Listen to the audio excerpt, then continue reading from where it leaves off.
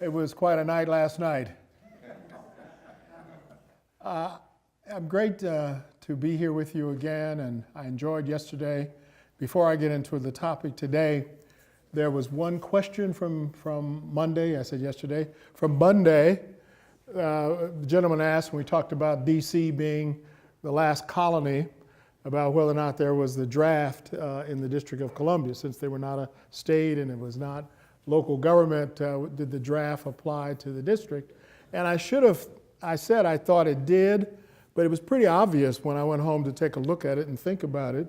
It was really called the Selective Service Act. So it was a federal act that provided for requirement for males to register when they became 18 for a military conscription. So it was a federal act, and guess what? It is still in existence today.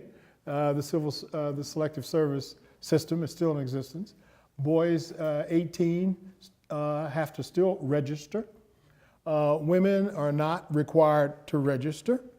There's an amendment pending before Congress which would say that women should register for when they become 18 as well, but that hasn't passed.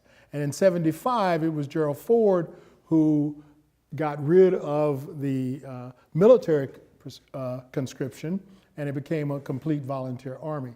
So there is the requirement to register when you're 18, but there's a federal requirement passed by Congress way back from early days up to the present. You still have to register. So if you live in the district, that would apply to you as well. So I wanted to respond to that question. Well, all I can say is, wow. What a night. I was up till at least 1 o'clock. Got up this morning, did some exercise, and began to rewrite my remarks.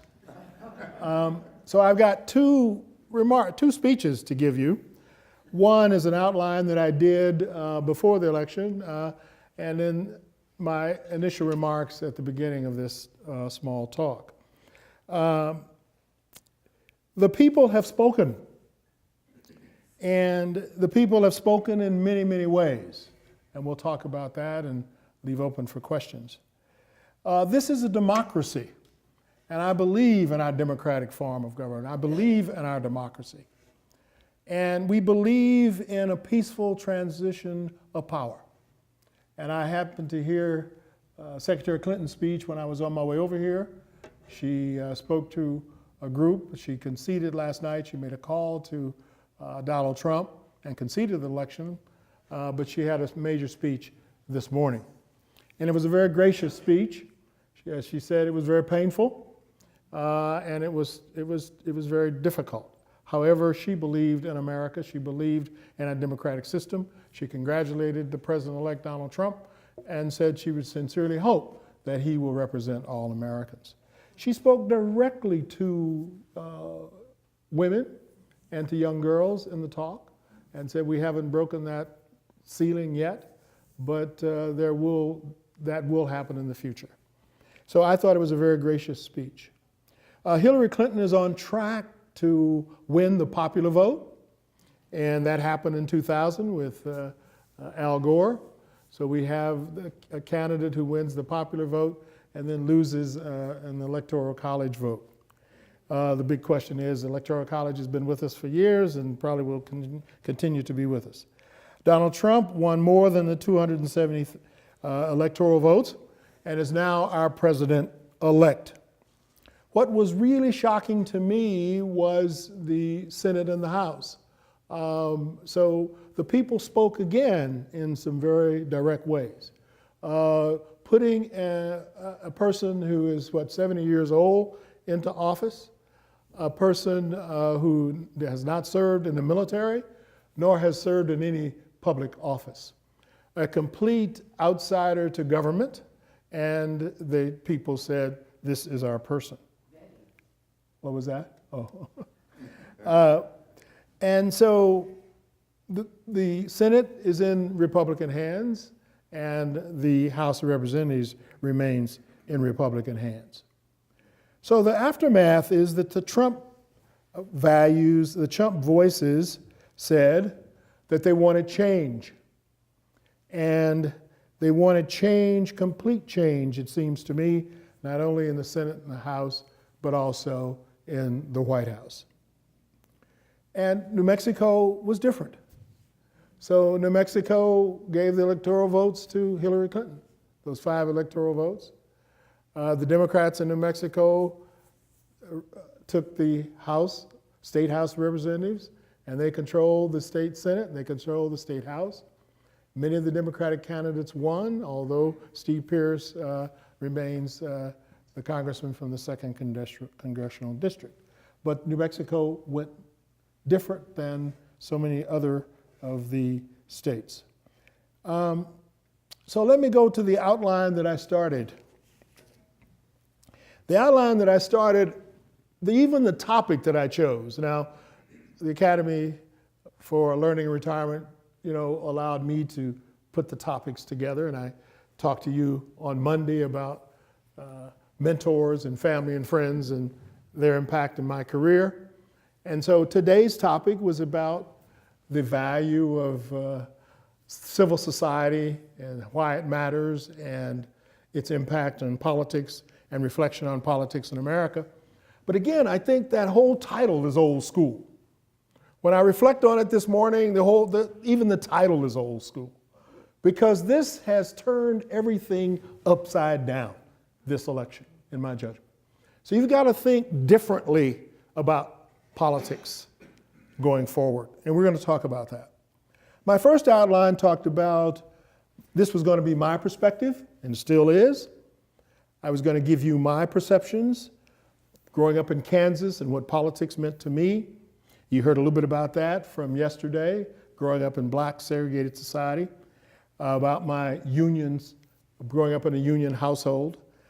I also talked, if you didn't get it, my love of politics from my career and the things that I've done, which began with Boys State, which has a fond part of my life. My high school, I was involved in politics. I was involved in DC politics. I ran for office and wasn't elected. Probably some said the best thing that happened to me was that I lost city council in the District of Columbia. National politics, I was involved with the Gary Hart campaign. I was involved with Bill Clinton in 1992. I was involved with President Obama in 2008 and 2012, and I was certainly supportive of Hillary Clinton this year. So I have been very active in politics, and I can remember my first political convention. My first political convention, national convention, was in Miami, Florida in 1972, when McGovern was running against Nixon. And what did he took? He took South Dakota, I think, and the District of Columbia. That's what the that's the only 2 areas that he took back in 1972. So these upheavals happen from time to time. So this was my original outline. I also talked about in my original outline about civil rights and my interest in civil rights. So we're going to have to wait and see what transpires as this new government takes shape. The gains that we've made in civil rights, from the Civil Rights Bills of '64, from the Voting Rights Act of '68, all of the things that we have gained in terms of our bringing people into the system. My perspective about politics, I had always been leaning toward more government and not less. And I think the people who voted for Trump were looking for less government. I was always concerned about the Democrats had a larger tent for those people who were more disadvantaged. And I was always leaning in the Democratic side of that equation, because that tent seemed to embrace more people. I always was concerned that government, the federal government actually really helped in terms of dealing with issues in our society. Less government, to me, I was concerned about the lack of a safety net for those people who cannot take care of themselves. So those were the things that motivated me in my political career. But my discussion today is that, looking into what happened, I want to give you my reflections. And my reflections come down to this. When we talk about the 2-party system, this was not about 2 political parties, Republican or Democrat. This was not about a third party, although there's some discussion that Gary Johnson and Jill Stein may have taken away a few thousand votes from Hillary Clinton, but it was mainly we were into a two-party system. I'm not so sure we'll ever have a strong third party. But this election, in my judgment, was not about political parties. It was not about a convention. I remember the old days in conventions where you would go and you would talk about the platform. You would talk about what's in the platform. You would talk about issues in the platform, that the platform stood for something or they were against something in both political parties. To me, this election, the two major parties were irrelevant. That's my message to you. Now you can think about it. These are my opinions. That the two political parties were irrelevant. What this election was about, in my judgment, let me go and add one other thing. It was not about, in large measure, issues and policies, although Hillary Clinton talked about issues and policies. And Donald Trump implied and talked about certain kinds of policies he might pursue. But it was not really a policy issue-oriented campaign. What this was about was two candidates, not whether it was Republican or Democrat, liberal or conservative. It was about two candidates. It was about two people. And that's what it came down to in my judgment. The political parties were irrelevant. Yes, some Republicans came home to Donald Trump. Yes, the Republican Party began to put some money in at the end.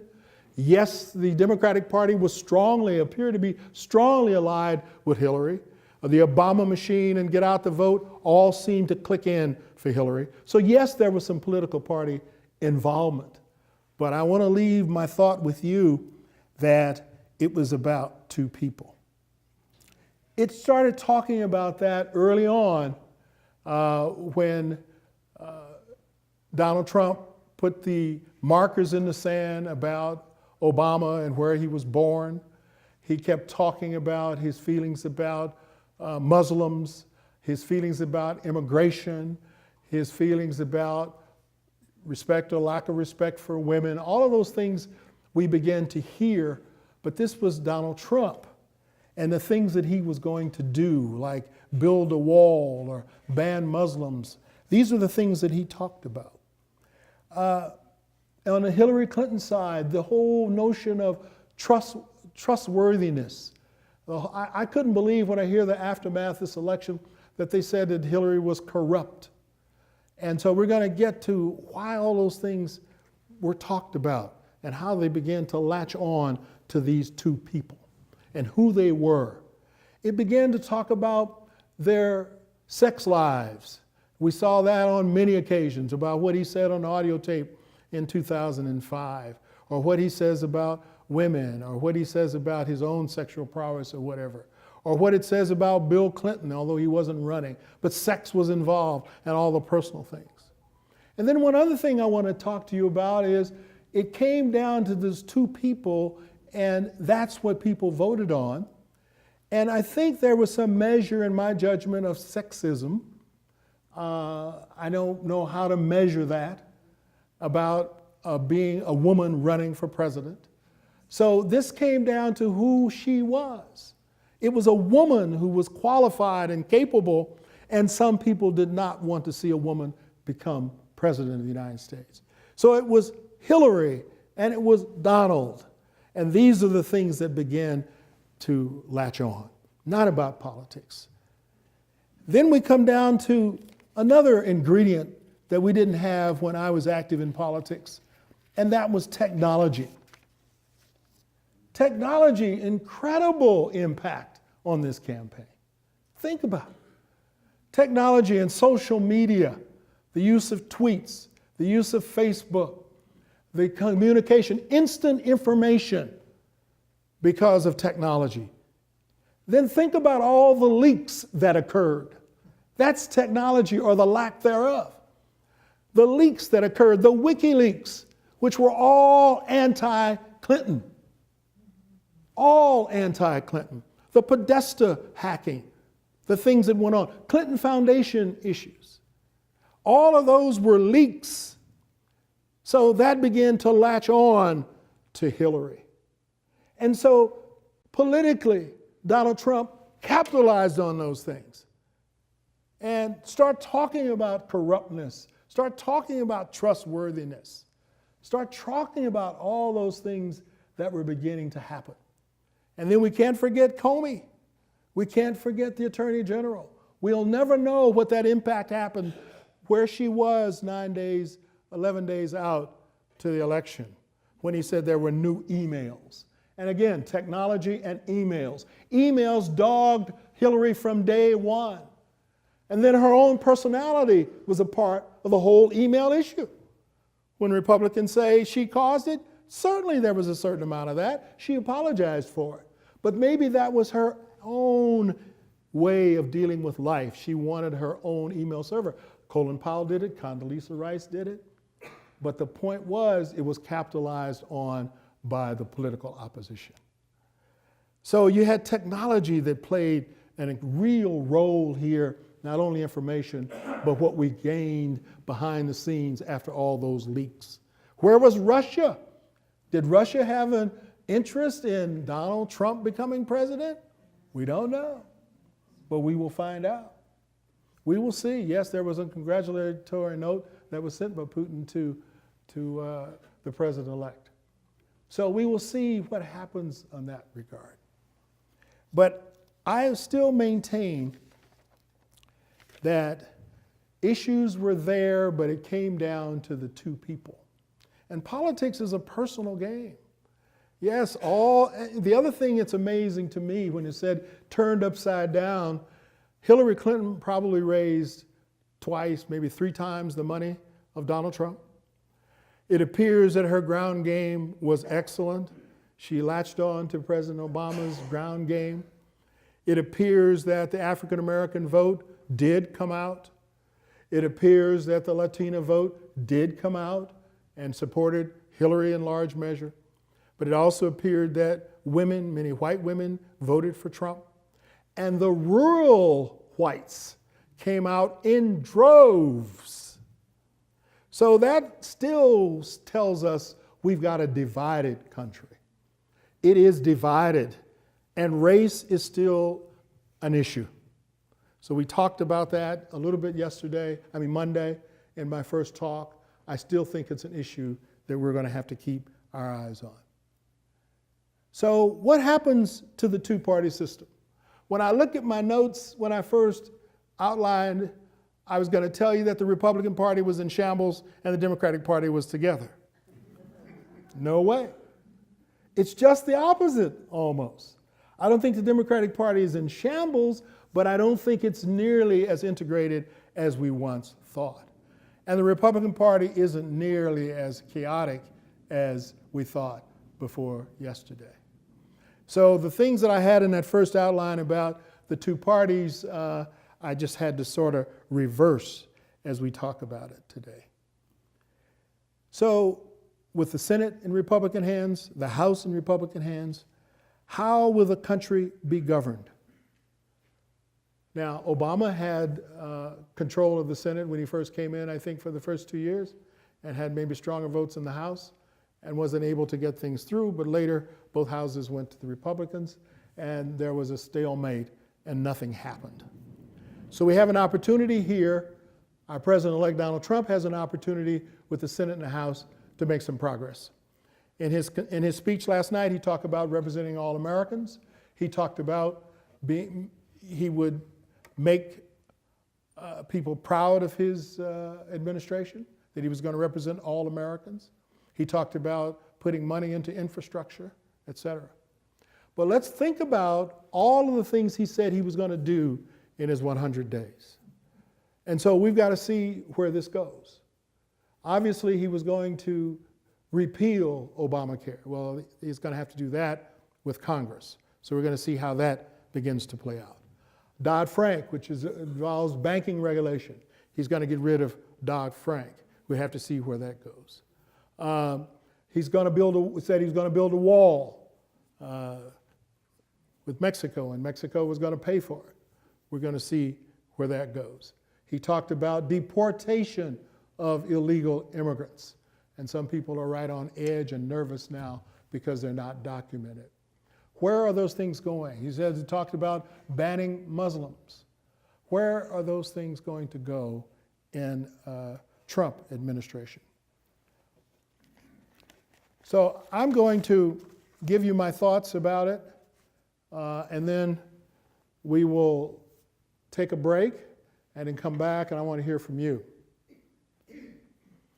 My thoughts are that I believe strongly, I'll give you my thoughts, believe strongly in the democratic system. I believe strongly in the democracy. I am very positive about our country, but it is all about leadership. And I'm going to say to you that it's all about leadership. I think people chose Donald Trump because they wanted change. The thing that I'm not sure about is the people who voted for Donald Trump said the country was going in the wrong direction.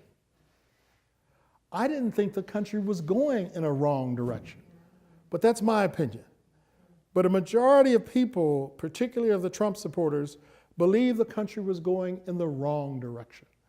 Maybe there were whites who were feeling left behind and marginalized, and they're the ones thinking that the country is going in the wrong direction. Maybe they're thinking that immigrants are taking their jobs. Maybe they're thinking that globalization is impacting their lives. So those are the things that were in the equation of the Trump election. But from my standpoint, I believe in the peaceful transition of power. I believe in the democratic system. I believe we have to be open and flexible.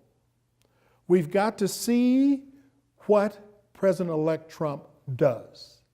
We have to see what his cabinet looks like. We will have to see what his appointments are. We'll have to see what his rhetoric will be in answer to the things that he promised those people who voted for him. He promised those things that they voted for. We will have to see what he does. He says he's going to represent all Americans, but there's kind of a back and forth on that question because of things that he'd said on the campaign trail. So there's one thing to politic and to campaign, and there's another thing to govern. So I say to you that yes, it was a shock to many of us, to some. I've been listening to some of the pundits. There were some few people who weren't surprised.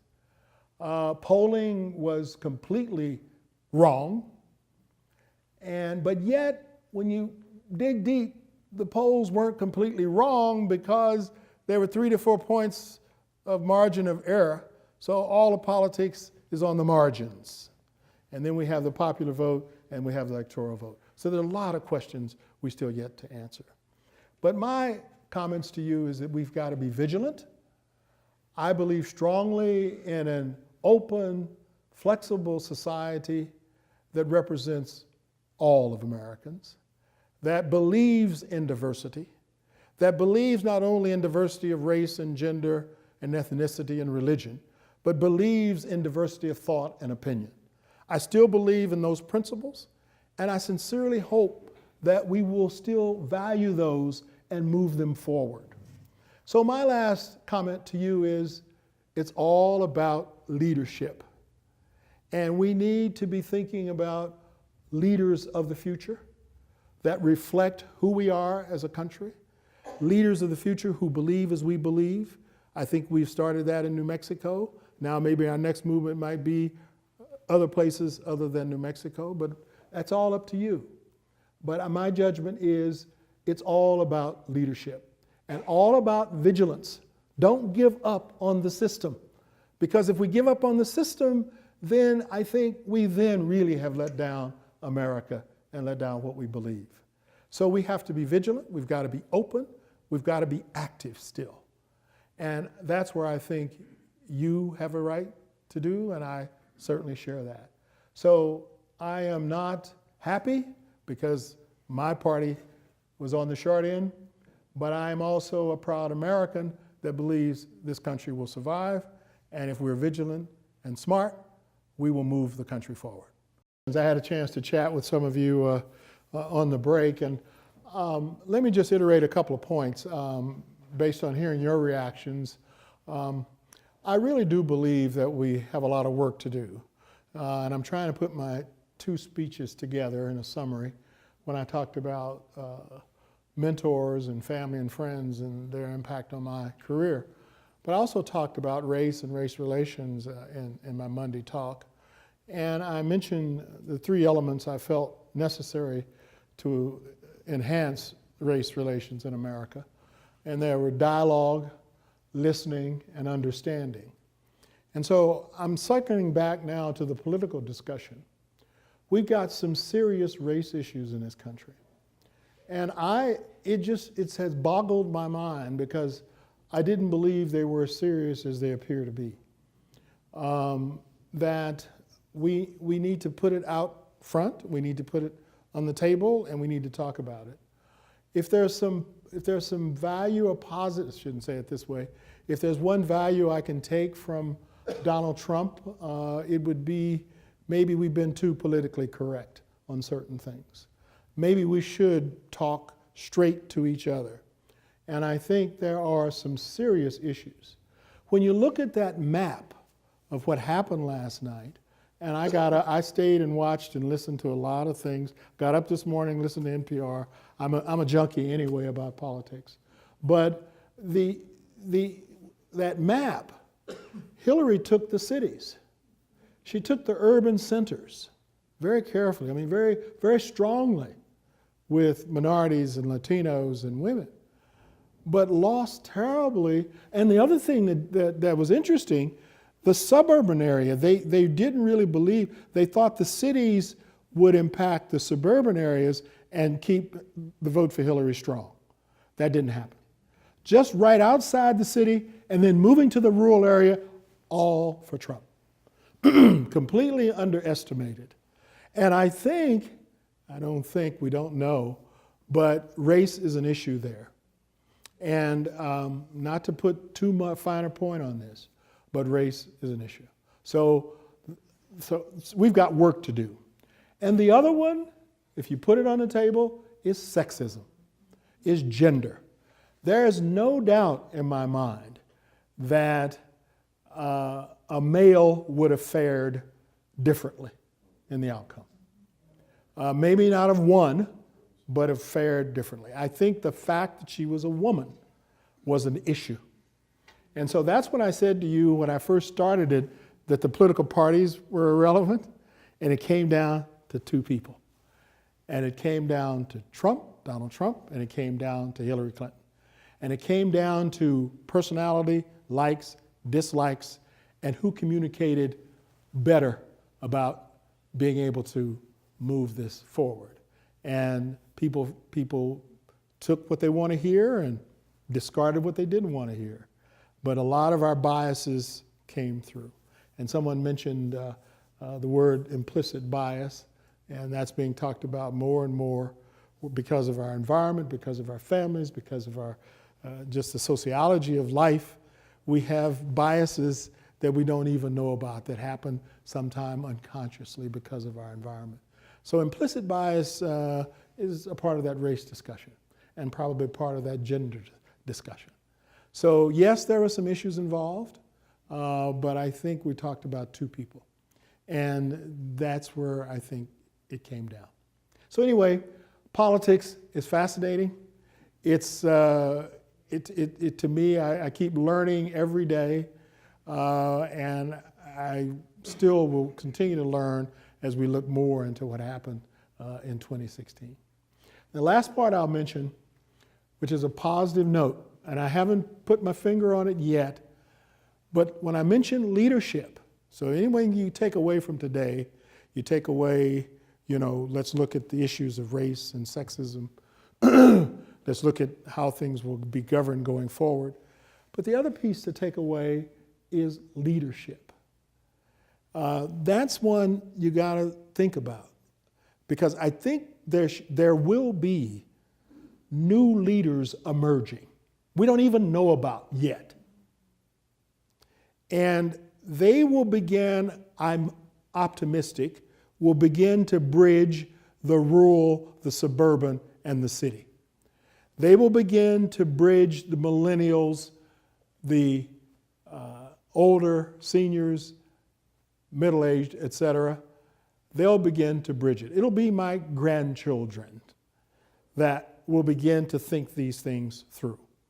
And so we're looking at a whole different world going forward. It's going to be pretty exciting. But we don't know about these leaders. They will emerge. I remember the governor of Arkansas in 1992. And when I latched on to that campaign, whoever thought Bill Clinton would win in 1992? But when I met him and saw him and participated in his early campaign, I knew this governor had something.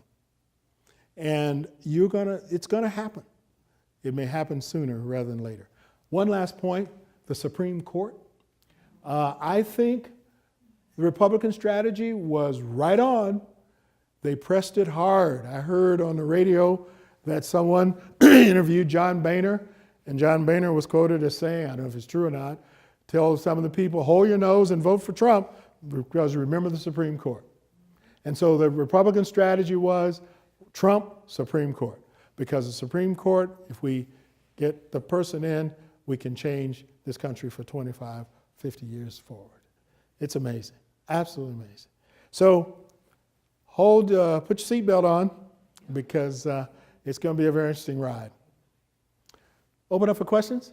Yes, right here. Some of us in this room are educators or former educators, and we have tried to teach our students the value of evidence-based decisions, and also we have tried to wage a war against bullying. Now what we have seen, I think, sadly, is Hillary won all 3 debates because she actually used evidence and logic, and she had something to say. And Donald Trump continued to use bullying techniques. So what does that say about what do we say to students? What do we say to our students? What do we say to our students about the fact that evidence in this case didn't seem to matter and bullying worked? Well, I think we have to be very careful about making sort of the bold comparisons. Because yes, in a way, bullying worked because there was some evidence that Donald Trump acts like a bully. So now he's president-elect. So you've made those two, you made that as an hypothesis.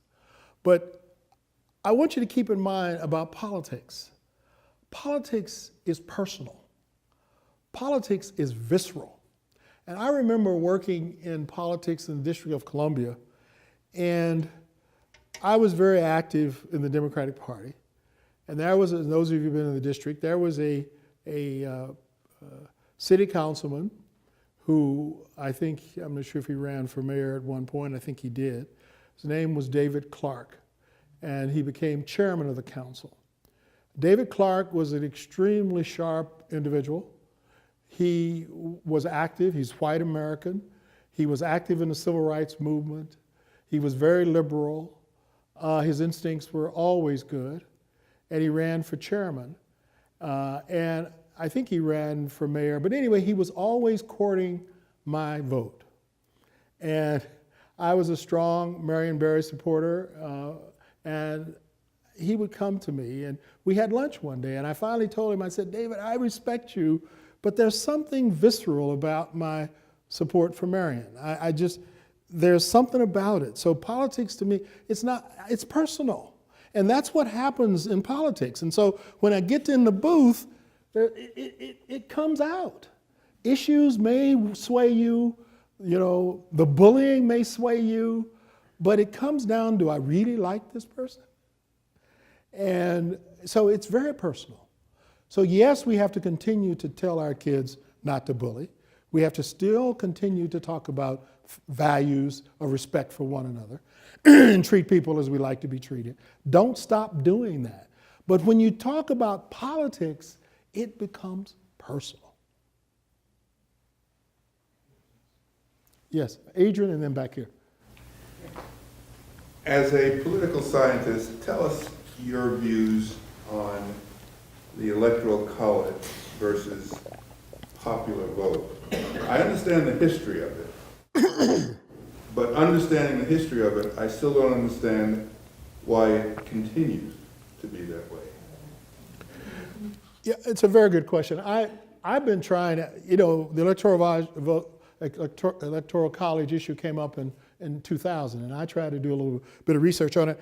And I tried, I thought I would understand it, Adrian, but I still don't, because I thought it was designed by our founding fathers to try to balance things out between rural and city and urban and suburban, et cetera, to balance things out on population. I've never really quite understood it. That was a part of it. Yeah. The founding fathers were also concerned about a tyrant coming into power.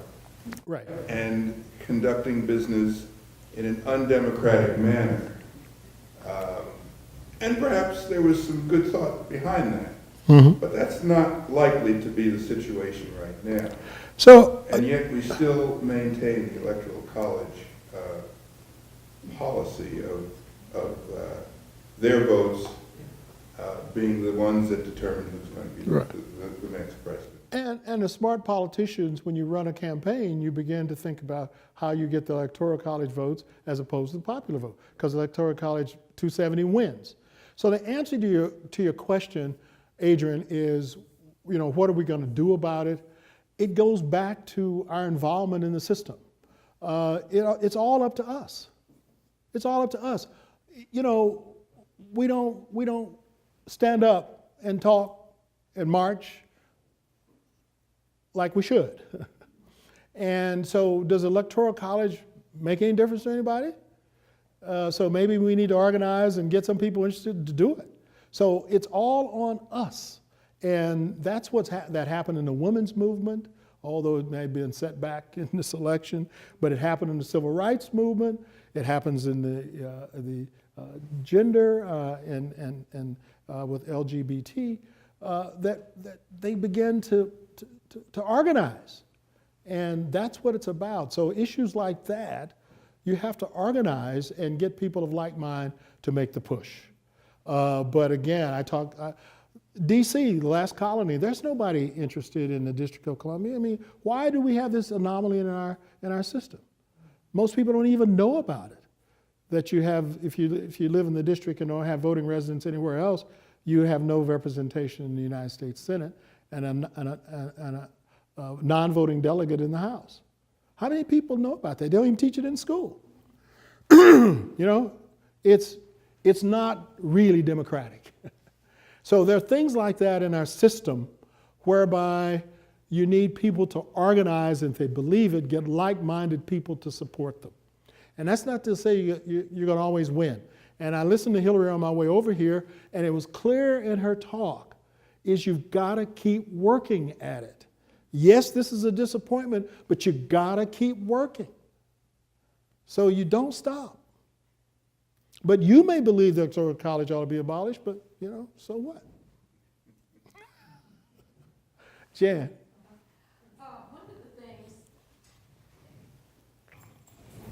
One of the things that we have seen as being just a part of our whole system is the role of the party.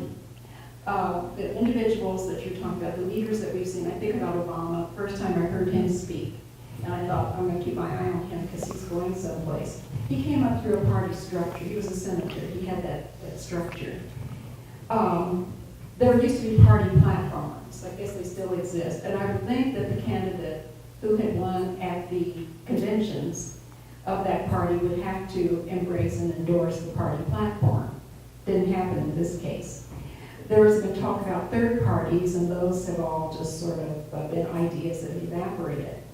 What do you see as the structure for leadership to be able to come up and have a chance for being heard and being considered and maybe being elected in a positive way? Do you think the party structure will be changed and away with and expanded? Yeah, it's a very tough question, Jan.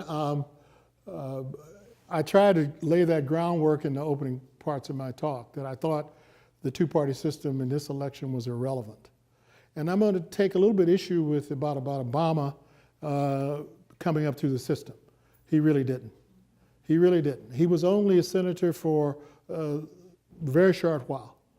He did not have a long political experience. He was in many ways an outsider. And I know because I was a Hillary supporter early on over Obama, because I felt Hillary had much more of experience about government than Obama. I eventually shifted because I didn't think she could beat McCain. And so I shifted to Obama. That was my own political move. But he was an outsider. He was a community organizer, smart, and developed a system. So I try to lay the groundwork to the fact that when you say, what do you do in the future? I don't, there's so many avenues to it. You need to take, if I was going to run, 2 years from now, you need to be smart enough to look at all of the above, because Trump had a roadmap that no one gave him credit for. He had a path to the White House that no one gave him credit for. I think we had underestimated Trump every step of the way. Just like Hillary had underestimated Bernie, then when she got through, we underestimated Trump. And I think that if you talk about what do you do in the future, then you have to look at the various models. You look at the various models and figure out what makes sense for you and your approach to running for office. You got to look for where you're running. Are you running for city? You're running for county? You're running for state? You're running for national? They're all different. There's no one rule. I can't answer your question by giving you an answer to a roadmap. It's all different. And you're going to have to figure out how best to do it. Now, a couple lessons on this campaign. Money didn't make a difference. I said that early on. She raised probably twice, 3 times money. Organization didn't make a difference. She was probably 10 times organized. Ground game didn't make a difference. Okay? What made the difference? I'm telling you, the difference came down to 2 people. Who do you want? And who do you believe will effectuate the change that you're looking for in office? And some people got in the booth and made that choice. So to answer your question, it's a tough question to answer. You just got to be smart about politics and understand it. But it's been set on its head. It's been turned upside down. When I talked to my oldest son about it, we talked about it several weeks ago. And he kept saying, Dad, you keep giving me old school stuff. He did. He kept saying, you're just giving me old school. I said, she's got a ground game. She's smart. She's raised the money. I gave him the old stuff. And he said, Dad, I just don't know. It's going to come down to who gets the most people out there, and they may get more than we get. And so, with a lot to be learned as we hear about the details of this election. Yes, right here.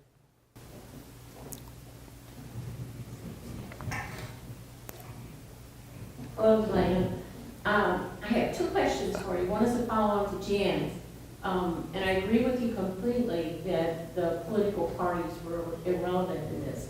So the first question is, what do you think this does to the political influencers behind the scenes who, have had undue influence over elected officials, the power of the RNC and the DNC? What do you think this election does to them? Because Trump doesn't owe them any loyalty at all. That's the first question.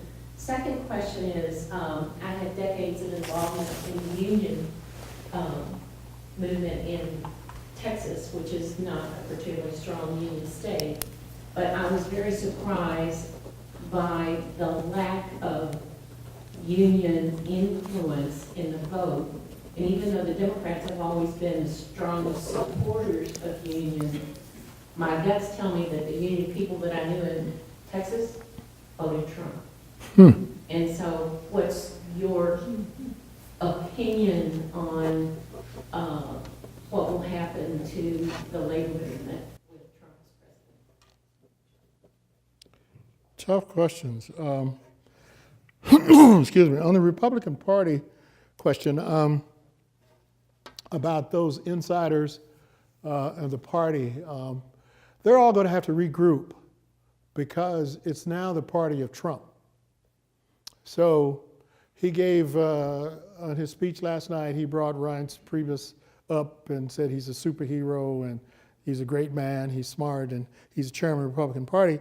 So evidently, Reese stood with him, and don't know how much of that apparatus. It appeared that he gave a lot of that apparatus, the Republican establishment apparatus, to Trump. So it did appear that that piece of the Republican Party held together. But who knows? I mean, where would be the Jeb Bush part of the party? Where will be the Mitt Romney part of the party? We don't know yet. I mean, we'll have to see what happens. The insiders, the people who made their living based on these parties, where will that go? The Democrats, as I said before, my first outline was I thought the Republican Party would be more in shambles than the Democratic Party. But the Democratic Party now has got to say to themselves, what happened? What happened? Where did we go wrong? Why didn't we win? So all those will have to be answered. So I'm not so sure there are any clear answers. I think everybody's going to go back to work. I think that party structure is going to be there, but I don't know how it's going to shake out. Jan mentioned the conventions and all those things. I said before, I think that was irrelevant. I think that was nothing but show. Party platforms, nobody cared about party platforms. They ignored it. They might have passed something. Did you ever hear Trump talk about it? You didn't even hear Hillary talk about it. So all that's old stuff. So there's going to be a whole different way of doing things politically. Now, on your union question, I really don't know. I've tried to follow that. I think the union movement has been on the decline. As I said before, been a strong union person, but I spent 21 years in the business world. I was involved at the telecommunications company dealing with excuse me, Communication Workers of America. So I dealt with it from a management side. And I had serious questions, although I grew up in a union household and I knew the value of the unions as far as my father was concerned in the railroad industry.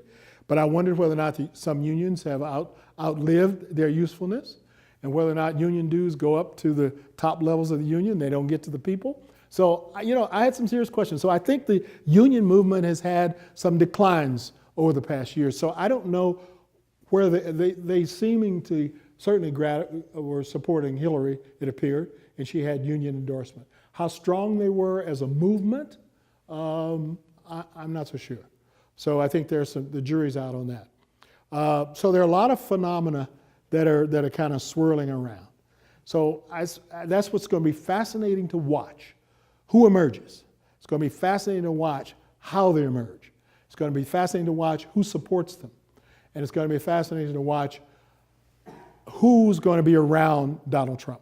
Who will he nominate for the Supreme Court? Who's going to be the next Attorney General?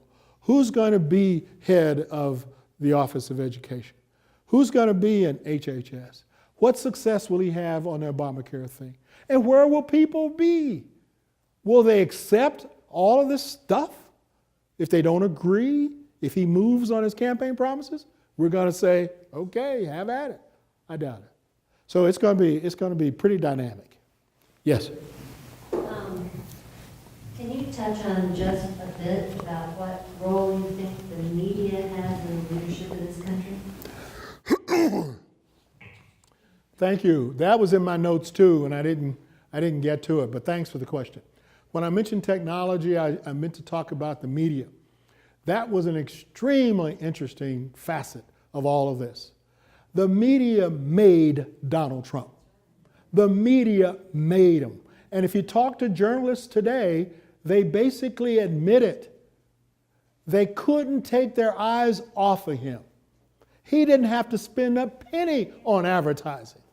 He didn't have to spend a penny on communicating his message because he got the attention of the journalists. They loved his being provocative. They loved it. They loved the sex stuff. They loved all of his strong statements. They loved it.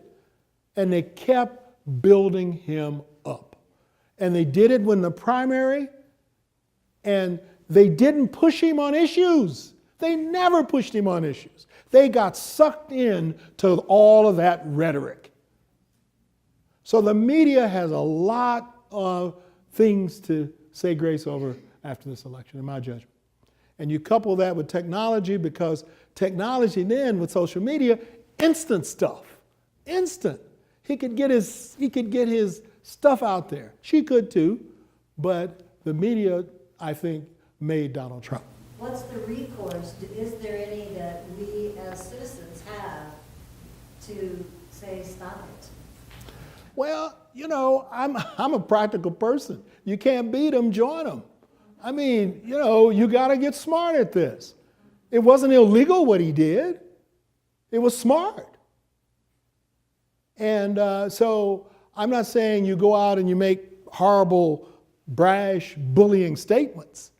But I'm not advocating that. But he certainly knew how to manipulate the media. He certainly knew how to do it. And he did it extremely well. And as the stories will begin to unfold, this guy has been working at this for at least 2 years, or maybe even longer, our president-elect. So he just didn't come out of the woodwork. And he had been planning his moves all along. So did Hillary. So it was fascinating, but it came down to those two people and who they were. But the media had a real, I think, an important piece here. And I don't think they did the job they should have. Is there any way we can correct that? Well, I think so. I think that again we need to stand up and be counted and call them to task and to hold them accountable to that came out a little bit in one of the debates when I think Hillary got some questions from one of the journalists. That was the NBC guy. I mean, the question was pretty much one-sided to her, all about the emails he pushed out there faster, pushed that out there, I think was tough for Hillary. So I think that we need to hold them accountable. Again, it comes down to what we do as people and what we do as citizens. Now, you know, Hillary talked at the end of her speech today as a citizen. And that's what we are sitting here, unless we're going to run for office. But as citizens, we have a responsibility. And a responsibility to talk to our neighbors, responsibility to talk to our families, a responsibility to let people know how we think, and if we feel strongly enough, organize to do something about it. But I think it's to hold them accountable is the key. Yes? I'm not even sure I need a mic. Two things. 3 years ago, I heard three mayors from Nashville, Columbus, and Indianapolis. Three mayors from three cities, Columbus, Nashville, and Indianapolis. They said, and this is 2013, they said in the next 7 to 10 years, we're going to continue to have major economic growth, but 90% of it will be in our large urban areas. That relates to that division between those urban centers you mentioned and rural America. Mm-hmm. But I want to put it in another context that 25 years ago when I was working in Cincinnati, a Procter & Gamble executive said to me when Mahoning Valley and Youngstown began to decline rapidly because of loss of steel competition in Europe, plus the auto industry is beginning to decline, he said that's the nature of free enterprise. You have to take the consequences. If you can't play in the big market, you don't deserve to stay in the big market. And what he said was, globalism will prevail, not nationalism. But what I sense, not only did rural America say no to Hillary, I also think nationalism in all those rural areas also said no to Hillary. And that's one of the basic divisions in our society. And I see neither Democrat nor Republican speaking responsibly to it as a way of healing and bringing us together. Your comment would be greatly appreciated. My comment is that you need to be on the road. Because you're absolutely right, and it was well stated and well put. That's a whole argument between nationalism and globalization and an understanding of it. That Trump vote was a nationalist vote. it was insular, it's short-sighted, and it's not going to grow as they think it will. So you got to have some politicians, and that's going to happen. It's going to show them that that's not the way. It's not the way. To build fences is not the way. And I served on the board of Colgate-Palmolive, which is a competitor to Procter & Gamble. I was on the board for 23 years, just stepped down. And it's one of the more profitable Fortune 500 companies. And we only hand 1/4 of our revenue in the US. We're a very different American company. We've been this way for years. Only 25% of our revenue is in the United States. We are truly, keep saying we, been there for 23 years. Colgate-Palmolive is a global company in 122 countries around the world. It's absolutely, and they do great things in America, and they do great things for their employees, and they're making a contribution to the society economically. But that's the name of the game, and it's called a capitalistic system, a free enterprise system. But again, when they complain about, I hear some of these voters, we got to get on these folks in the inner city who's on welfare, you know? Well, come on. It's the folks out there in the rural areas who now are not in the factories. They want some kind of government relief. So, you know, we gotta talk straight here. And your point is quite right. But that's all about leadership. It all came out in very different ways in this campaign. We're going to see it come out in very different ways before. And you talk about alliances. There are some alliances there that can happen between Democrats and Republicans on the globalization issue, on the trade issue. I think Trump is wrong on the trade issue, and we're going to find out how that's going to play out. That's my personal opinion. There are many Democrats. If I want to classify myself and put a label on myself, I would say I'm a centrist Democrat. And that's what Bill Clinton was. And when his administration, you had surplus because he understood how to care for people, but he understood economics. And I think we got to see what happens on the Trump agenda, whether or not he can balance those two. But I think you don't stop globalization. That's why our neighbors out there around the world are absolutely worried. Absolutely worried. Have no clue. What did you do, America? And where are you going? We'll have to find out. But your point's very well taken. One last question?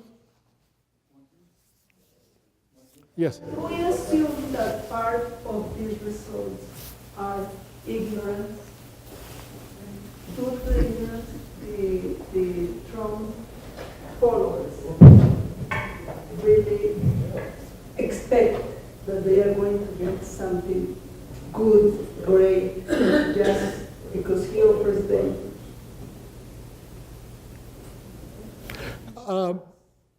And your question is? If the results of last night, we could assume that is part of ignorance from the supporters from Trump. Again, you know, I have probably been guilty of doing things that I shouldn't. I try to avoid the labels. That's why I answered the question about bullying and trying to make that connection between the election and bullying is okay. You got to be careful. I have to be very careful about Trump voters being ignorant. You have to be very careful. I have to be very careful about Trump voters being racist. You have to be very careful. Because all Trump voters are not ignorant, and all Trump voters are not racist, and all Trump voters aren't against women. So I think that what you see, though, is they are internalizing their view of what they wanted, and it becomes personal. And so ignorance, yes, they could be ignorant. They may not understand nationalism versus globalism. They don't understand building walls won't help you grow. They may not understand how the stock market works. They may not understand the value of business and economics. That could be ignorance, there's no question. But that isn't to say that they're ignorant in the broad sense by putting a vote for Trump. They really felt, in my judgment, Trump would represent what they wanted. Or if he didn't represent everything what I wanted, he would probably represent more than I think Hillary would. Or he can accomplish more than I think she can. Or they had a number of reasons, but it came down to their thinking about what they wanted. It became very personal. So I say again, when I started the whole discussion, it came down to people in the booth thinking personally, and that's what politics is all about, who represents. But sometimes it's so complicated that sometimes people vote against their own interests. But I don't think they know that. So that's where the ignorance comes in its broadest sense. But I just want you to be very careful about stereotyping people, because that's part of our problem. That all Trump voters are racist, all Trump voters are haters, all Trump voters are X or Y, or all Hillary voters are this, all Hillary. No. Be very, very careful about all that. What you got to do is to take all of this in, read and think about all the data that comes in, arm yourself with as much information as you can get, and then decide, keep an open mind as this unfolds, because it's going to be fascinating. What does he say in his State of the Union? He even said he was going to meet with Putin while Obama was still in office. Now, this is unheard of. He has no portfolio to meet. But does that matter? He may meet with him. Putin, who knows? We have to wait and see. So you got to get out of the box. I've been in that box for a long time. I've been blessed to be here for almost 78 years. So I've seen a lot. But I've got to be a lot more flexible in my thinking, because the world is changing. That's what my grandchildren remind me. You've been a great audience. Thank you very much.